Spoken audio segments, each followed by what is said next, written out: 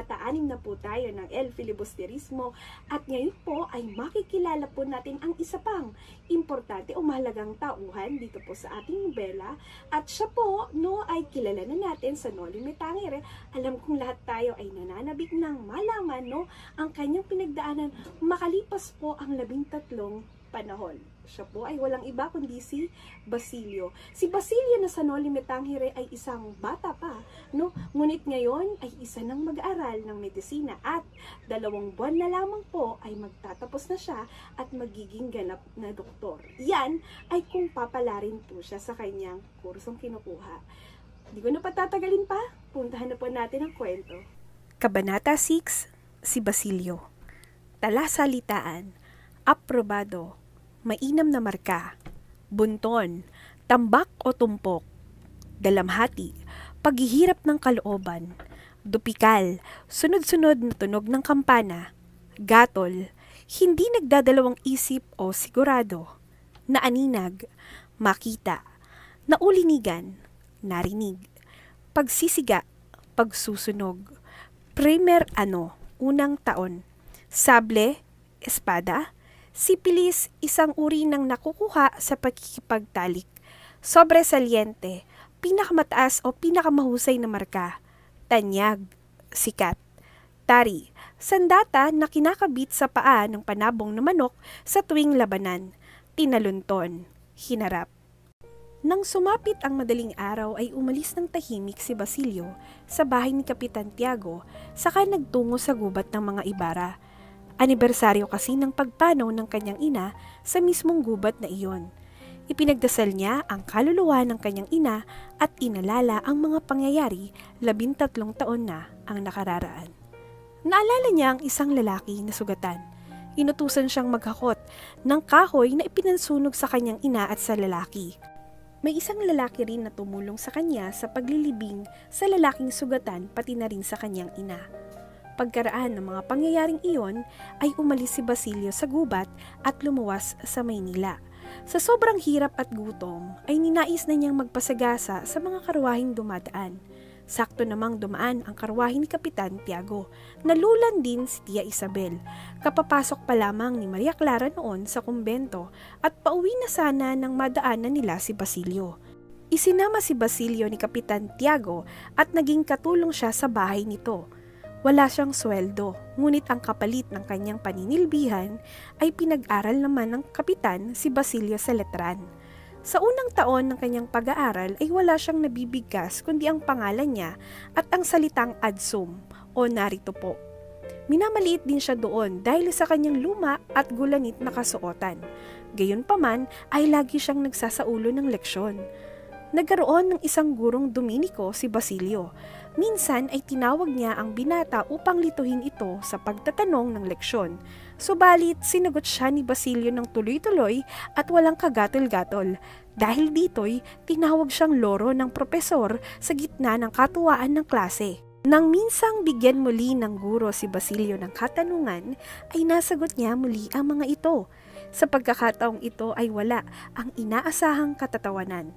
Dahil dito'y napahiya ang Dominiko at sumama ang loob kay Basilio. Nagkaroon pa sila ng alitan at hamunan sa labanang gagamitan ng sable at baston. Natutuwa namang iniharap siya ng mga mag-aaral sa kanilang propesor. Mula noon ay nakilala na at nakatuwaan na si Basilio, siya ay nagkaroon ng markang sobresaliente. Dahil masikap sa pag-aaral si Basilio, ay hinihikayat siya ni Kapitan Tiago na lumipat sa Ateneo Municipal. Namumuhi kasi si Kapitan Tiago sa mga praile mula nang magmongha si Maria Clara.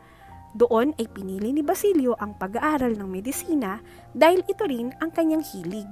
Sa kanyang 3 taon ay marunong nang manggamot ang binata, kaya nang makaipon ay nakapagbihis na siya ng maganda at nakapag-ipon din ng kaunti. Nasa huling taon na ng pag-aaral ng medisina si Basilio at kapag nakatapos ng pag-aaral ay pakakasal na sila ni Huli.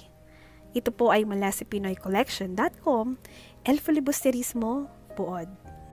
Ayan, nakilala nga po natin dito si Basilio na sa Noli Me Tangere pa lamang po ay isang batang paslita na kung maaalala po natin ay dumanas na ng matinding paghihirap sa kamay po no, ng pamahalaan at ng mga Guardia Civil na humahabol sa kanya.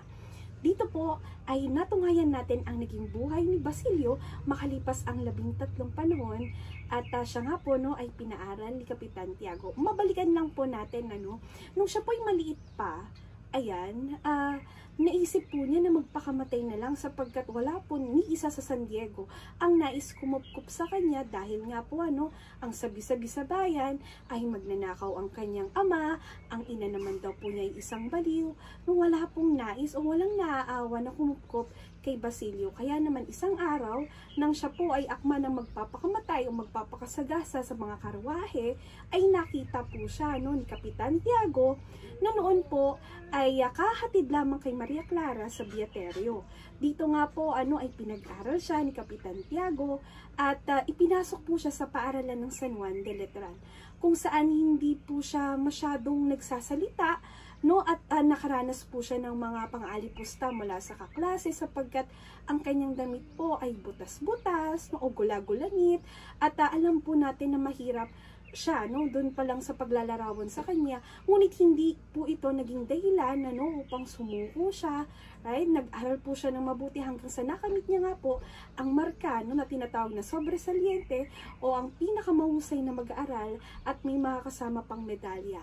Nang ito po ay makamit ni Basilio, ay inilipat po siya ni Kapitan Tiago sa Ateneo, kung saan kumuha po ito ng kurso o ang bachelor sa medisina. Dahil nais po maging doktor ni Basilio, nakitaan po kasi siya ni Kapitan Tiago ng husay at galing, kaya naman ang sabi niya ay pag-aaralin niya ito ng medisina. At dito rin po sa kabanata na ito ay nakita po natin ang pagnanais ni Basilio na makatulong sa pamamagitan po ng kanyang paggagamot. Dito ko po muna tatapusin Kabanata 6 at maya-maya po ay makikilala na po natin ang pinakamahalagang tauhan sa nobelang ito.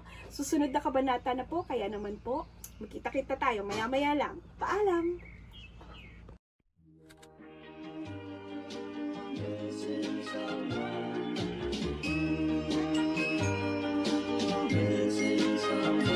Missing someone